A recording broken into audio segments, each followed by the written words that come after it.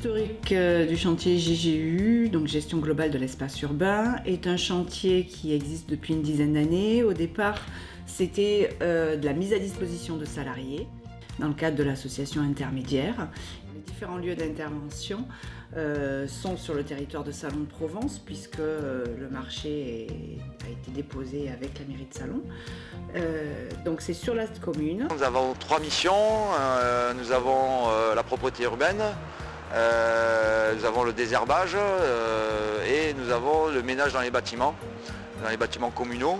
Nous sommes 4 encadrants actuellement et donc on tourne sur les 4 encadrants, donc sur les ménages, donc il y a contrôle, remise de matériel, les remises en état des bâtiments. Et après on est donc nous pareil sur la PU et les espaces verts où on est avec eux pour les accompagner pour l'utilisation des machines, comme il a dit auparavant, pour leur sécurité, les plots, les panneaux. Notre mission en priorité c'est encadrer nos salariés, donc s'occuper de leur sécurité primordiale, qu'ils aient le matériel adéquat pour travailler, les conditions adéquates. Et faire remonter les infos et voir l'évolution des salariés à la longue, quoi.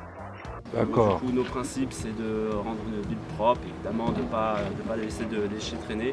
Donc du coup, c'est ce qui rend justement la ville plus propre et plus agréable à regarder. La plus-value pour la collectivité, elle est de 3 ordres. La première, c'est effectivement de favoriser l'insertion sociale et professionnelle de gens éloignés de l'emploi. 2, de proposer un support réel d'activité professionnelle avec la possibilité d'avoir des débouchés dans le monde ordinaire du travail. Le troisième point qui est aussi important, c'est à un moment donné de faire en sorte que des gens éloignés de l'emploi partagent aussi notre quotidien et participent d'une action d'utilité sociale, à savoir effectivement la préservation de l'environnement, du quotidien, du cadre de vie. Ça, c'est quelque chose de très valorisant.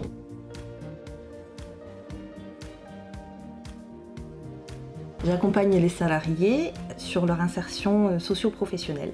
Donc je les rencontre à environ toutes les 15 jours. Voilà. Plus ou moins selon les actions qui sont en cours et les démarches à réaliser. GGEU, c'est près de 80 personnes accompagnées sur l'année, dont environ 26% de femmes, avec 53 salariés en poste actuellement. On est amené aussi à leur proposer des formations pour les faire monter un peu en compétences, à savoir le CACES, la formation monobrosse, les habilitations électriques, les formations droits et devoirs des salariés, par exemple.